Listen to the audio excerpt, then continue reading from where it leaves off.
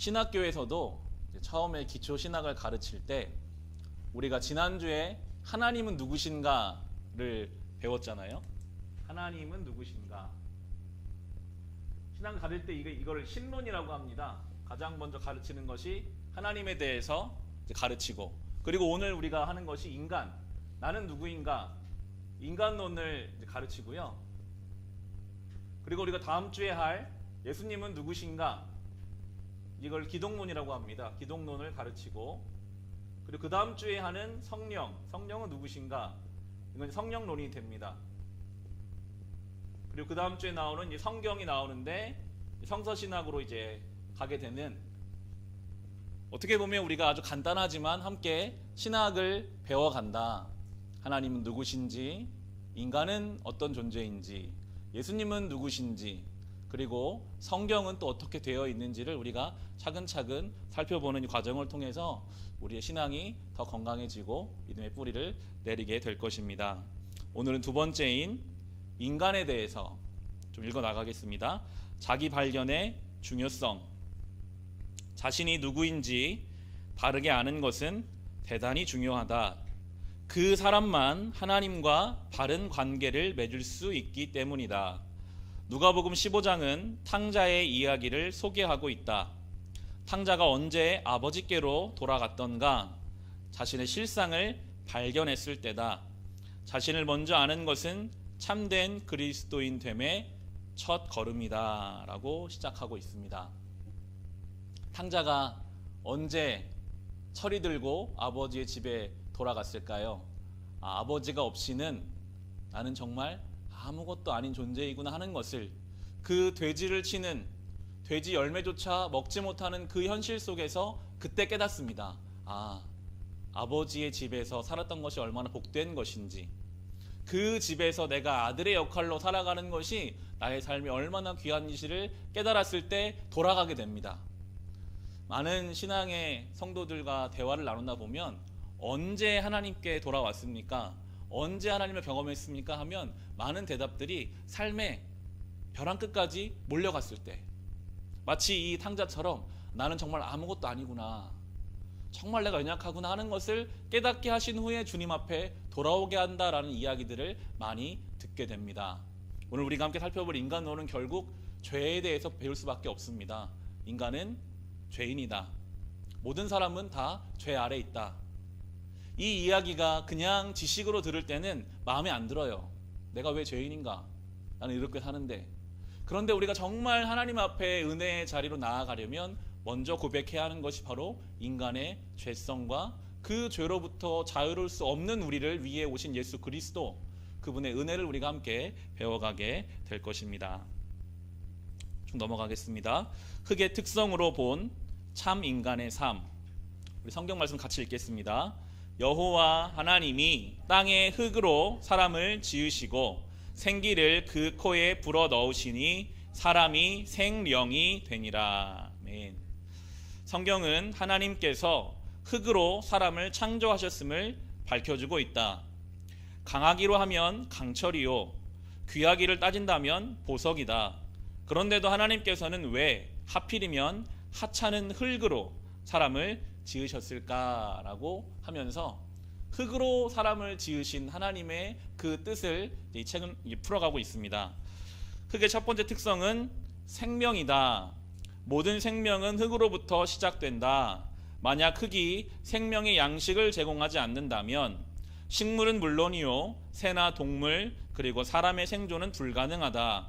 하나님께서 이렇듯 생명인 흙으로 인간을 지으신 것은 인간은 서로 생명을 나누며 살아야 할 존재임을 의미한다. 이 세상 어디엔가는 그대에 의해서만 되살아날 누군가가 반드시 있는 법이다. 바로 그 사람에게 생명을 나누어 주라. 그래서 그 사람이 눈을 감고 기도드릴 때 예수님의 얼굴 위로 그대의 얼굴이 겹쳐서 떠오른다면 그대는 진정 흙다운 사람, 사람다운 사람이 될 것이다 라고 하면서 흙으로 지으신 인간, 그 흙의 첫 번째 특성의 생명에 대해서 이야기하고 있습니다. 여러분이 이 글처럼 혹시 기도드릴 때, 예수님을 생각할 때 겹쳐서 떠오르는 사람이나 어떠한 사건이나 어떤 일이 있으십니까? 저는 본문을 준비하면서 초등학교 6학년 때 저희 주일학교 선생님이 생각이 나더라고요. 그분은 이름도 잊혀지지 않고 지금도 이름이 기억나는 교회의 그냥 평범한 아주머니 집사님이셨습니다. 그분에게 성경 지식에 대해서 무엇을 배웠는지는 사실 기억나지 않는데, 기억나는 것은 저희가 6학년 남자반, 정말 말도 안 듣는 숫자도 많은 반이었는데 너무나 우리를 사랑해 주셨어요. 다른 반 아이들은 예배를 마치면 교회 안에서 공부를 하면 꼭 우리를 데리고 나가서 때로는 맛있는 것도 사주시고, 차 트렁크에서 돗자리를 꺼내서 돗자리를 깔고 거기에 앉혀놓고 공과를 가르쳐 주시고, 여름이면 저희를 데리고 수영장에 데리고 가셔서, 그때만 해도 야외 수영장 가는 거 쉽지 않았는데 시골에 살았거든요. 그런 저희를 시골에 그 수영장까지 차로 태워주셔서 그렇게 놀게 해주시는, 지금 생각해보면 본인 사비로 그냥 아이들을 사랑하는 마음에 누가 시키지 않아도 그렇게 섬겼다는 것을 생각해 볼 수 있습니다. 생명을 나누어 주라라고 하는데 어떻게 우리가 생명을 나눠줄 수 있습니까? 현대인에게 우리가 생명처럼 나누어 줄 수 있는 것이 있다면 세 가지인 것 같아요. 바로 돈, 시간, 마음. 우리가 생명을 나눠줄 수는 없지만 생명같이 우리에게 중요한 것은 돈이고 시간이고 마음입니다. 그 선생님은 저희에게 그걸 주셨더라고요. 돈과 시간과 마음을 주셨을 때 지금도 그 사랑이 기억나는 것처럼, 아무리 그분이 저희에게 베풀었어도 저희는 아무것도 편지 한 장 쓰지 않았어요. 아무것도 기대하지 않고 그들을 위해 나누어주는 그 사랑이, 그것이 우리가 생명을 나누어주는 길이 될 것입니다. 한번 적용해 보십시오. 그 크기와는 상관없이 아무 대가도 바라지 않고 우리의 생명과 같은 것들을 나누어 줄 수 있을 때에 우리는 하나님의 형상을 닮은 인간으로 살아가게 될 것입니다. 두 번째입니다. 흙의 두 번째 특성은 사랑이다. 흙은 인간이 내버리는 온갖 쓰레기와 오물을 전혀 마다하지 않고 모조리 품는다. 만약 흙이 인간의 쓰레기의 오물을 품어주지 않는다면 이 지구는 거대한 쓰레기장이 되고 말았을 것이다. 흙은 그 무엇이든 구별하지 않고 모두 포용함으로 세상을 정화시켜준다. 흙은 곧 사랑이기 때문이다. 참된 사랑은 상대를 구별하지 않는다. 진정한 사랑은 모두에게 사랑이다.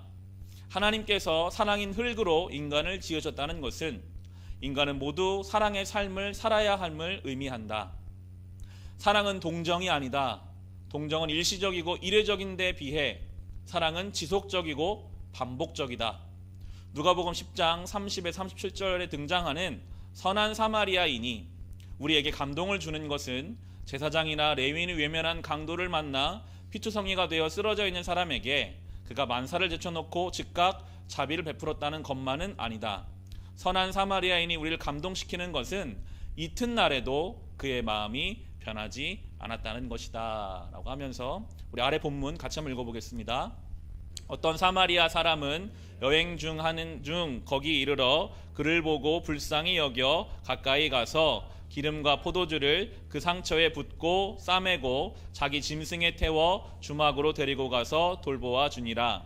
이튿날 그가 주막 주인에게 데나리온 2를 내어주며 이르되 이 사람을 돌보아 주라. 비용이 더 들면 내가 돌아올 때에 갚으리라 하였으니 라고 하면서 이 사마리아인이 그저 일회적이고 한 번 동정하는 마음으로 사랑을 베푼 것이 아니라 그 다음 날에도 여행을 다녀와서도 끝까지 의지를 다해 사랑을 했음을 이야기하고 있습니다.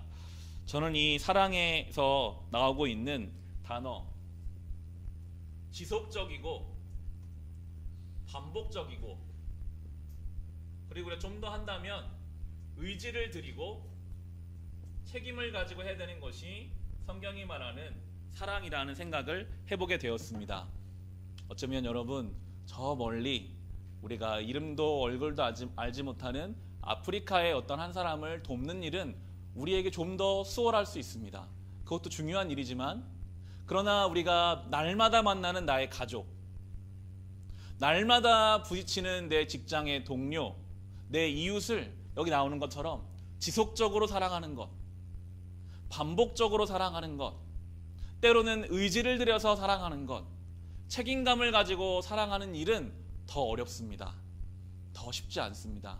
그런데 성경은 그것이 사랑이라고, 이 선한 사마리아인처럼 이튿날에도 내가 여기까지 했으니까 그냥 가야겠다, 귀찮으니까, 그게 아니라 그 이튿날에도 그를 돌보아주고 여행을 다녀와서까지 그를 돌보아주려고 하는 의지와 책임을 다한 지속적이고 반복적인 사랑을 우리에게 말씀하고 계십니다.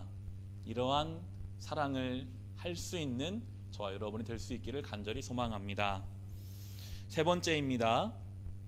흙의 세 번째 특징은 정직이다. 흙은 어떤 경우에도 거짓을 행하거나 속이지 않는다. 콩을 심은 데에서는 반드시 콩을 내어주고 팥을 심은 사람에게는 언제나 팥으로 되돌려준다. 하나님이 정직한 흙으로 사람을 지으신 것은 사람 마땅히 정직한 삶을 살아야 함을 의미한다. 그대가 만약 어떤 상황에서도 정직함을 잊지 않는 삶을 살고 있다면 그대야말로 정직한 사람이다 라고 하면서 흙의 특징의 정직, 우리도 당연히 정직하게 살아야 함을 강조하고 있고요. 네 번째입니다. 흙의 네 번째 특성은 도구됨이다. 흙에 물을 부어 반죽을 한 뒤에 불에 구우면 단단한 도구가 된다. 하지만 흙은 결코 자기 주장을 하지 않는다. 토기장이가 빚는 대로 토기장이에게 자신을 맡길 뿐이다. 자신이 되기 원하는 도구가 아니라 토기장이가 원하는 도구가 되기 위해 기꺼이 자신을 내어놓는다. 특정 도구로 빚어진 자신에 대해 불평하지 않으며 다른 도구와 자신을 비교하지도 않는다. 하나님께서 이처럼 도구됨인 흙으로 사람을 지으셨다는 것은 사람은 언제나 하나님께 자신을 맡겨 하나님의 도구로 살아야 함을 뜻한다라고 하면서 토기장의 비유를 이제 여기에 연결시킵니다. 성경에서 사람과 하나님과의 관계를 설명하는 중요한 비유입니다. 흙이 자기가 원하는 모양대로 빚어지는 게 아니라 토기장이가 이 흙을 원하는 모양으로 만듭니다. 어떤 사람은 항아리로, 어떤 사람은 꽃병으로 만들겠죠. 그런데 우리가 왜 내 모양이 이렇게 생겼는지, 왜 저 사람과 비교해서 나는 이렇게밖에 안 됐는지 라고 말하지 말고 그저 그 모든 모양을 만드는 권한이 토기장이신 주님께 있음을 인정하라라고 성경은 말하고 있는데, 우리는 끊임없이 비교합니다. 왜 나의 인생은, 왜 우리의 가정은 이런 모양인가, 이러한 모습인가, 왜 이렇게 돼 있는가 라고 할 때 우리는 점점 더 하나님께로부터 멀어져 가고 우리의 마음은 병들어갈 수밖에 없음을 성경이 이 흙을 통해 우리에게 말씀하고 있습니다. 계속 읽겠습니다. 그러나 사람이 흙으로 지음받았다는 것만으로 생명, 사랑, 정직, 도구됨의 삶을 절로 살 수 있는 것은 아니다. 창세기 2장 19절에 의하면 짐승도 사람처럼 흙으로 지어졌다. 그렇다고 해서 짐승이 참된 생명의 삶을 살고 있는가? 지속적이고 반복적인 사랑을 구별 없이 행하고 있는가? 늘 정직하고 항상 진리의 도구로 살아가는가? 아니다. 짐승은 흙으로 지어졌음에도 자기 본능, 자기 욕망을 쫓아 살 뿐이다. 그렇다면 흙으로 지어진 인간이 짐승과 달리 어떻게 생명, 사랑, 정직, 도구됨의 삶을 살 수 있는가? 창세기 2장 7절이 답을 해준다라고 하면서 짐승도 똑같이 흙으로 지었는데 사람과 짐승의 차이가 무엇인지 다시 본문 읽어보겠습니다. 여호와 하나님이 땅의 흙으로 사람을 지으시고 생기를 그 코에 불어 넣으시니 사람이 생명이 되니라. 아멘. 만약 하나님께서 사람을 흙으로 지으시는 것만으로 그치셨다면 인간은 짐승과 다를 바가 아무것도 없을 것이다. 그러나 하나님께서 흙으로 지으신 인간에게는 특별히 당신의 생기를 불어넣어 주시어 생명이 되게 하셨다. 이것이 사람과 짐승의 근본적인 차이다. 따라서 인간이 생명으로서의 본질, 다시 말해 영적인 면을 상실한다면 그는 더 이상 짐승과 구별될 수 없다. 짐승 같은 인간 혹은 짐승보다 못한 인간이란 바로 여기에서 유래하는 것이다. 그대가 어떤 장소, 어떤 처지에서나 영적인 삶을 추구하고 있다면 그대는 정령 생명임에 틀림없다라고 하면서 똑같이 흙으로 지어졌으나 사람은 하나님의 영이 그 안에 깃들었기 때문에 하나님의 형상을 받았다고. 바꿔 말하면 우리가 영적인 면을 상실하면 우리도 짐승과 똑같이 그저 욕심을 따라 본능을 따라 살 수밖에 없는 존재라고 이야기하고 있습니다. 성경은 이 부분을 굉장히 강조하는 것 같아요. 요즘 민수기를 묵상하고 오늘까지 민수기 묵상이 끝났는데 민수기에서 강조하고 있는 것이 바로 레위 지파에 대해서 이야기합니다.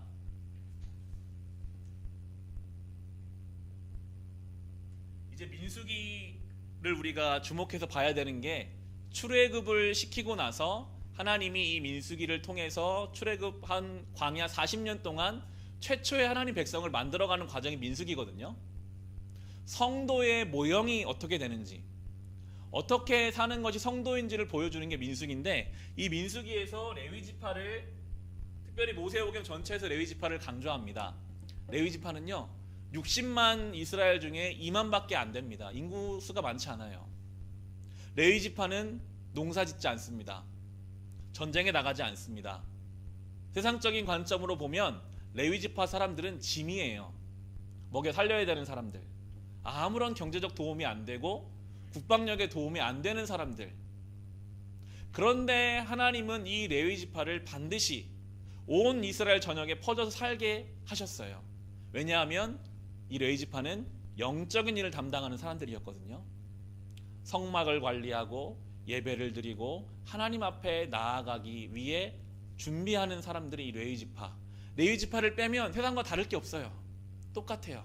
마치 오늘 이 이야기처럼 영적인 일을 빼면 세상과 다름이 없는 것이 인간의 모습인 것처럼 이 영적인 일, 이 레위지파를 성경은 강조하고 있습니다. 저는 원래 이과를 가려고 했었고 과학 선생이 되고 싶어서 이렇게 성경을 볼 때도 계산해 보는 걸 좋아하는데요. 이스라엘 전 인구가 60만 중에서 레위지파가 2만이에요. 레위지파가 2만, 전체가 60만. 30분의 1밖에 안 됩니다. 하나님이 모든 사람들이 다 영적인 일만 하고 일도 하지 말고 전쟁도 하지 말고 군사력도 갖추지 말고 그렇게 말씀하신 게 아니라 모든 일을 열심히 하되 그 가운데 이만큼 많은 영적인 일에 투자하라라고 말씀하시는 것을 저는 이제 묵상하면서 24시간으로 한번 환산을 해봤어요. 60만이라는 이스라엘 백성을 나의 삶 하루 24시간으로 바꾸면 이 2만 명이라고 하는 레위지파는 48분 정도가 되더라고요. 나의 삶의 48분 정도는 내가 오로지 영적인 일에 매진하는 삶을 살아간다면 저는 그게 마지노선이 아닐까. 하나님이 그래도 그렇게 비유를 주신 것이 그래도 그 정도의 영적인 시간을 보내면서 살아야 이 많은 세상에 분주하고 수많은 유혹과 수많은 세상의 욕심 속에서 우리가 그래도 영적인 일을 지키며 살아갈 수 있는 그러한 시간이 아닐까. 작년에 민수기를 묵상하면서 그렇게 스스로 다짐하고 생각해 보았었습니다. 48분 생각보다 긴 시간입니다. 그러나 한번 시도해 보십시오. 한 번에 통으로 갖기가 어려우시다면 나눠서라도 오전에 또 저녁에 혹은 점심시간에 그 시간에 성경도 들으시고 그 시간에 영적인 독서도 하시고 그 시간에 하루를 정리하며 영적인 일기도 적어보시고 특별히 기도의 무릎을 꿇으시기 바랍니다. 기도하실 때 기도의 제목들을 적어보세요. 기도할 것 점점 생겨날 것입니다. 내 주변에 아픈 사람들, 예수 믿지 않는 가족들, 교회, 나라와 민족, 자녀를 위해서 적어가고 그것을 가지고 기도할 때 우리의 시간이 채워져 갈 것이고 우리가 그 시간을 지키지 않으면요 세상 사람과 다를 바가 없어집니다. 영적인 일을 추구하지 않으면요 하나님의 영이 우리 가운데 없으면요 우리는 짐승과 똑같이 그저 욕심을 따라 내 탐욕을 따라 살아갈 수밖에 없는 존재임을 성경은 우리에게 가르쳐주고 계십니다. 이어가겠습니다. 인간에 대한 평가. 하나님이 흙으로 사람을 지으셨고 오늘 이 책은 그랬기 때문에 사람이라면 생명을, 사랑을, 정직을 또 하나님의 도구됨으로 살아가야 한다라고 하는데 과연 인간이 그러할 만한 존재인가? 본문 같이 읽어보겠습니다. 화 있을진저 외식하는 서기관들과 바리새인들이여 회칠한 무덤 같으니 겉으로는 아름답게 보이나 그 안에는 죽은 사람의 뼈와 모든 더러운 것이 가득하도다. 예수께서 말씀하신 내용입니다. 주님께서는 우리가 생명의 삶은커녕 회칠한 무덤과 같다고 질타하신다. 회칠한 무덤에서는 시체에 썩은 물이 빠져나갈 수 없다. 아무리 시간이 흘러도 빈 무덤이 될 수 없는 회칠한 무덤은 죽음만 고여있는 죽음 그 자체일 수밖에 없다. 주님께서는 이 땅의 인간들이 생명의 삶은커녕 오히려 죽음의 삶을 사는 것으로 판단하고 계신다라고 하면서 이재철 목사님이 70년대에 독일에 여행을 다녀오셨던 이야기 중에서 이 다카우 수용소에 다녀온 이야기를 책에 적어 놓으셨습니다. 그 수용소를 쭉 돌아다 보면 한 영상을 이제 보여준대요. 그 영상은 어떤 영상인가 하면 그 당시 나치의 과학자들이 나치의 관심은 전투기를 만드는 것에 있었습니다. 빠른 전투기, 더 빠른 전투기를 만들려고 계획하다 보니까 속도가 빨라질수록 소음이 생겨서 인간의 뇌에 영향을 미치는 거예요. 그래서 소음이 뇌에 미치는 영향을 실험해보기 위해서 유대인들을 잡아다가 실험실에 집어넣고 소리를 계속 키웠대요.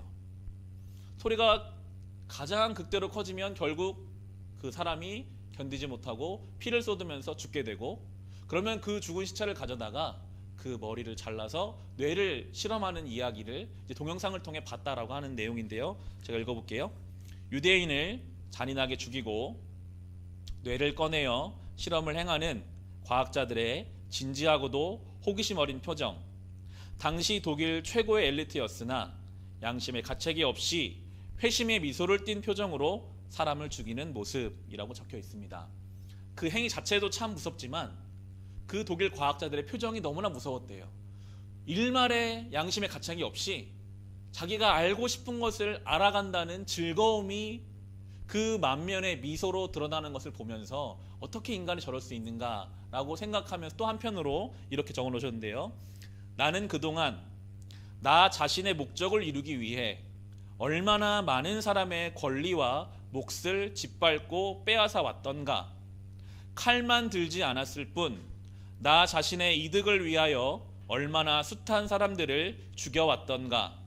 무의식적으로가 아니라 마치 독일의 나치처럼 치밀한 계획 아래 진지하게 말이다. 나야말로 죽음의 삶을 사는 자요 회칠한 무덤이었다라고 적고 있습니다. 이 독일의 나치만이 이렇게 행하는 것이 아니라 그것을 그대로 본인에게 가져와 보면 본인도, 그리고 그 책에는 우리에게도 묻고 있어요. 과연 여러분은 수단과 목적을 이루기 위해서, 내가 원하는 것을 이루기 위해서 다른 사람들이 고통받는 것에 대해서 얼마나 신경 쓰고 있는가? 그렇지 않다면 이 나치 과학자들과 과연 무엇이 다른가라고 묻고 있습니다. 우리의 죄성입니다. 우리가 얼마나 죄인인지요. 우리는 우리가 원하는 것이 있으면 그것을 이루기 위해서 다른 걸 신경 쓰지 않아요. 그것이 극대화된 것이 이렇게 나타나는 것이 역사 가운데 많이 드러나고 있는 것입니다. 이것이 인간의 죄성이요 본성이라고 이야기하면서 왜 인간은 이렇게 죄인이 될 수밖에 없었는가 이어가겠습니다. 같이 읽어보겠습니다. 그러므로 한 사람으로 말미암아 죄가 세상에 들어오고 죄로 말미암아 사망이 들어왔나니 이와 같이 모든 사람이 죄를 지었으므로 사망이 모든 사람에게 이르렀느니라. 아멘. 여기에 보면 한 사람으로 말미암아 죄가 들어왔다고 하는 이 한 사람은 아담입니다.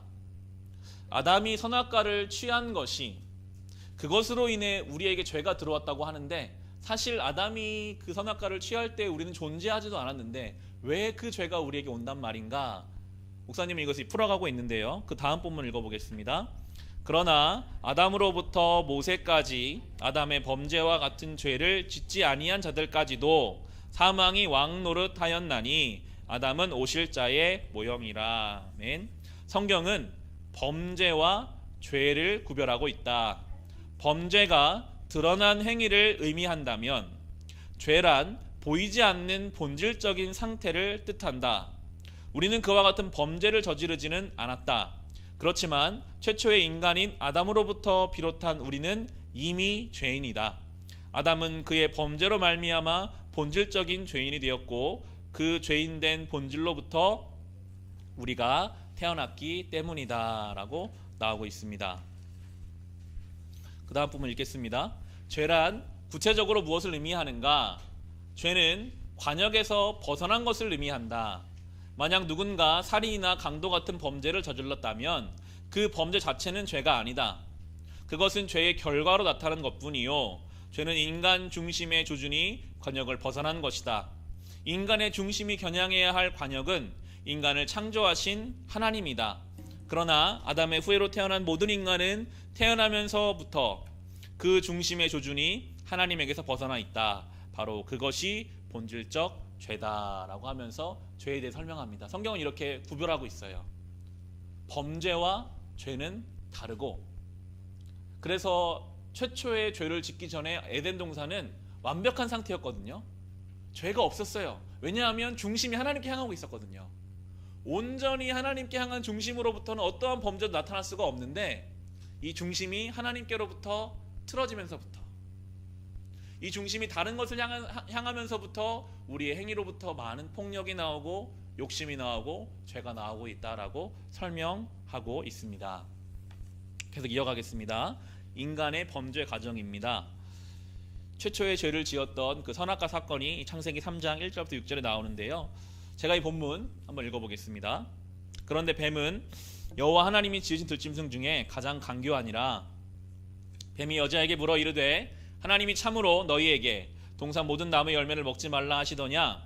여자가 뱀에게 말하되 동산 나무의 열매를 우리가 먹을 수 있으나 동산 중앙에 있는 나무의 열매는 하나님 말씀에 먹지도 말고 만지지도 말라. 너희가 죽을까 하노라 하셨느니라. 뱀이 여자에게 이르되 너희가 결코 죽지 아니하니라. 너희 그것을 먹는 날에는 너희 눈이 밝아져 하나님과 같이 되어 선악을 알 줄 하나님이 아심이니라. 여자가 그 나무를 본즉 먹음직도 하고 보암직도 하고 지혜롭게 할 만큼 탐스럽기도 한 나무인지라. 여자가 그 열매를 따먹고 자기와 함께 남자에게도 주매 그도 먹은지라 라고 하면서 인간의 범죄 과정이 나오고 있습니다. 첫 번째, 하나님에 대한 인간의 최초의 불신은 무엇에 대한 불신으로 나타났는가? 하나님의 말씀에 대한 불신이었다. 우리가 누구를 믿는다면 무엇보다도 그의 말을 믿는다. 상대의 말을 믿지 못하면서 그 사람을 믿는다는 것은 거짓이다. 우리가 하나님을 믿는다면 두말할 것 없이 하나님 말씀에 대한 믿음으로 나타나야 한다. 하나님 말씀 믿지 않으면서 하나님을 믿는다고 한다면 그것은 자기 기만일 수밖에 없다. 그러므로 하나님의 말씀 믿지 않는 것이 곧 관역을 벗어난 것이요 그것이 죄다라고 나옵니다. 여자는 하나님 말씀을 믿지 않았습니다. 하나님 분명히 죽을 거라 하셨는데 먹어도 안 죽지 않을까? 그렇게 하면서부터 죄가 시작되었습니다. 우리는 어떻습니까? 정말 하나님의 말씀을 우리가 믿고 따르고 있는지, 우리의 중심이 주의 말씀을 향하고 있는지, 나에게 유리한 것은 믿고 나에게 불리한 것은 부정하거나 도망가고 있지는 않은지를 주의 말씀 앞에 우리를 돌아봐야 합니다. 두 번째입니다. 뱀의 유혹으로 인함이었다. 요한계시록 12장 9절은 그 뱀이 곧 사탄임을 밝히고 있다. 사탄의 유혹은 지극히 간단하다. 인간으로 하여금 하나님의 관역을 벗어나게 하고 지켜야 할 믿음의 자리를 이탈하게 하는 것이다. 성경은 유혹하는 존재가 있음을 우리에게 끊임없이 말합니다. 다윗이 밧세바를 취할 때도, 가룟 유다가 예수님을 팔 때도, 심지어 예수님까지도 시험하는 존재가 있었습니다. 성경은 사탄이 우는 사자와 같이 오늘도 저 문 밖에서 그 삼킬 자를 찾고 있다라고 가르칩니다. 여러분, 우리를요 끊임없이 흔들 것입니다. 여러분을 이 믿음의 길을 가지 못하도록 끊임없이 수많은 것들로 유혹하고 흔들 것이기 때문에 그런 존재가 있다고 아는 것과 모르는 것은 차이가 크거든요. 여러분 안에 화가 생기고 미움이 생기고 다툼이 생기고 부정과 우울함이 생길 때 그것이 그냥 내 속에서 생기는 것이 아니라 이것이 유혹의 손길이고 우리 흔들 것이라고 그렇게 바라본다면 그것과 대적할 수 있어요. 그것을 떠나게 해달라고, 없애달라고 기도하며 나아가는 것입니다. 유혹하는 존재가 있음을 성경적 근거를 가지고 우리가 생각해야 하고요. 세 번째입니다. 사탄의 유혹에 빠진 인간이 범죄를 저지르기 전에 어떤 현상이 일어났는가? 본문 읽겠습니다. 여자가 그 나무를 본즉 먹음직도 하고 보암직도 하고 지혜롭게 할 만큼 탐스럽기도 한 나무인지라 여자가 그 열매를 따먹고. 제가 읽겠습니다. 갑자기 그 나무 열매가 먹음직도 하고 보암직도 하고 탐스럽게 보이는 현상이 여자에게 일어났다. 참으로 이상한 일이다. 여자가 그 나무를 본 것은 그날이 처음이 아니었다. 더욱이 그 나무는 동산 한 귀퉁이에 가려진 나무가 아니라 동산 한가운데 우뚝 솟아 있었다. 여자는 동산을 걸을 때마다 날이면 날마다 그 나무를 보았지만 평소에는 아무 특별한 느낌도 없었다. 그런데 왜 유독 그날만은 그 나무 열매가 그토록 먹음직도 하고 보암직도 하고 탐스럽게 보였을까? 사탄의 덫에 빠진 여자의 중심이 이미 관역에서 벗어나 버렸기 때문이다 라고 이야기합니다. 평소와 똑같은데도 우리의 중심이 하나님께로부터 벗어나면요 다르게 보여요. 혹 여러분의 삶 가운데 분명히 나는 어제와 똑같은데 내 마음이 쉽게 무너지고 내 마음이 쉽게 죄를 향하고 내 마음에 부정함과 어두움이 들어오고 이전에는 내가 이 문제를 믿음으로 잘 이겨냈었던 것 같은데 요즘에는 똑같은 상황 아니면 더 적은 것에도 내가 믿음으로 반응하지 못하고 있다면 우리의 중심을 살펴야 합니다. 나의 중심이 하나님께로 잘 향하고 있는가? 우리의 중심이 이 여자와 같이 벗어나기 시작하면 똑같은 현실 속에서도 우린 넘어지고 흔들 수밖에 없다고 성경 우리에게 말씀하고 계시고요. 세상 사람은 눈에 보이는 것만을 보고 따지지만 하나님께서는 언제나 보이지 않는 중심을 보는 분이시다. 하와에게 겉으로 보기에 그토록 보암직도 하고 먹음직도 해 보인 선악과의 중심은 죽음이었다. 그러나 그 중심을 보지 못한 하와는 그럴듯해 보이는 그 겉모습으로 인해 끝내 범죄하고 말았다. 그대는 무엇이든 그 중심을 볼 수 있는 하나님의 눈을 얻기 위해 부단히 훈련하지 않으면 안 된다라고 하면서 권투 선수 홍수환 씨에 대한 예화를 책에 실어놓고 있습니다. 이 홍수환 씨는 2계급의 챔피언을 딴 유명한 권투 선수인데 이분이 전성기 시절에 기자가 인터뷰를 하러 갔었대요.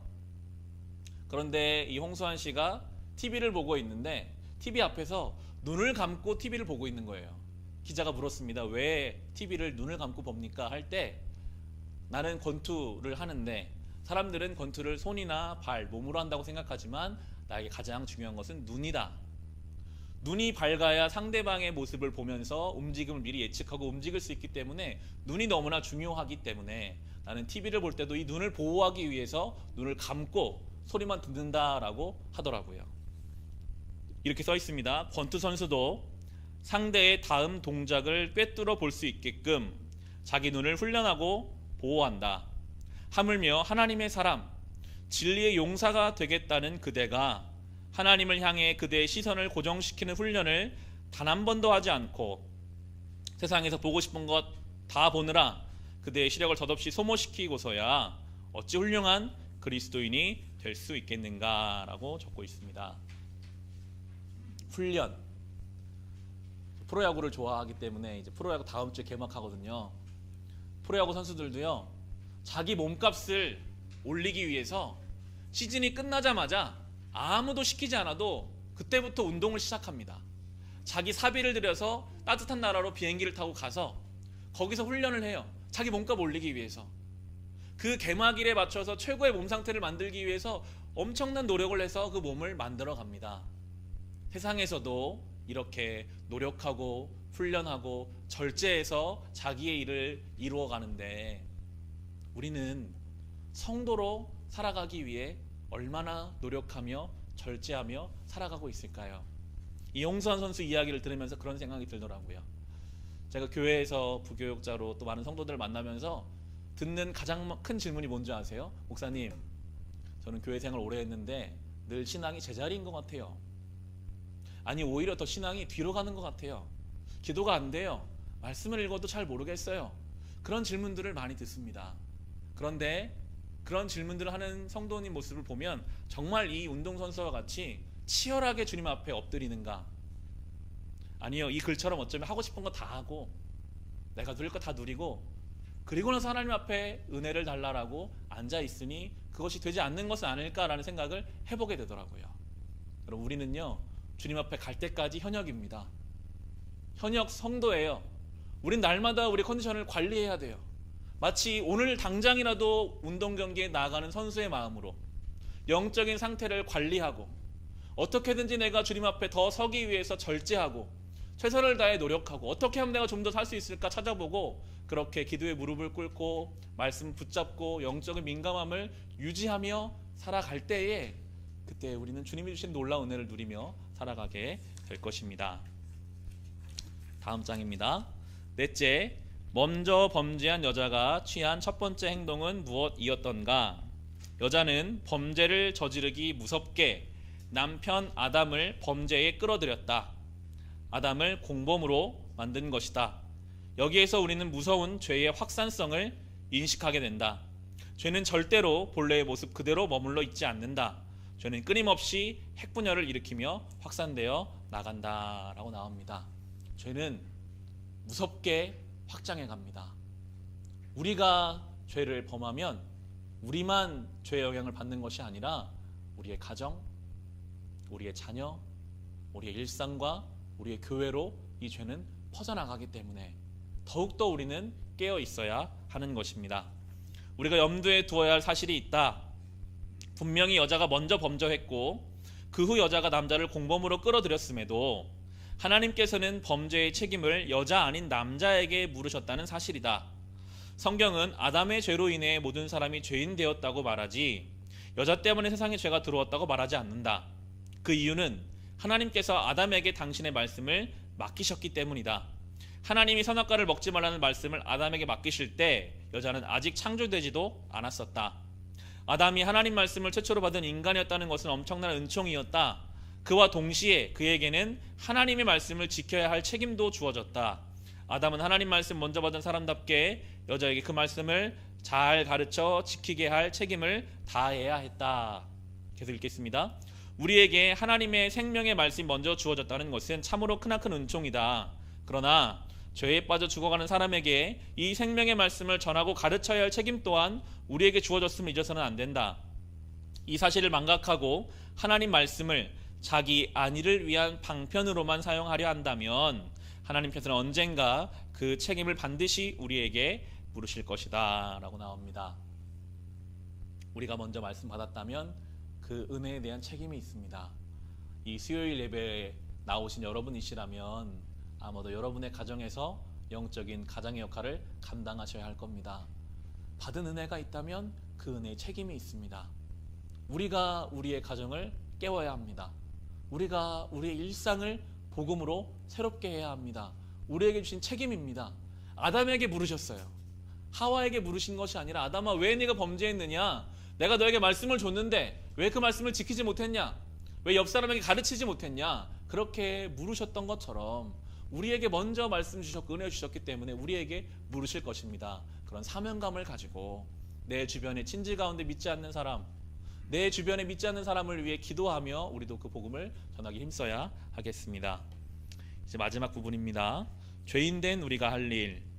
나라는 존재가 이처럼 본질적으로 돌이킬 수 없는 죄인이요 죽을 수밖에 없는 허망한 존재임을 깨달았다면 이제 그대가 할 일은 도대체 무엇이겠는가? 같이 읽겠습니다. 셋도 아들을 낳고 그의 이름을 에노스라 하였으며 그때의 사람들이 비로소 여호와의 이름을 불렀더라. 아멘. 왜 인간은 에노스 때가 되어서야 비로소 여호와의 이름을 불렀는가? 에노스란 죽을 수밖에 없는 존재라는 뜻이다. 죽을 수밖에 없는 존재임을 깨닫기 전까지 인간은 여호와를 찾지 않았다. 스스로 천년 만년 살리라 착각했기 때문이다. 그러나 모든 인생이 죽을 수밖에 없는 에노스임을 절감했을 때 그들은 여호와의 이름을 부르지 않을 수 없었다.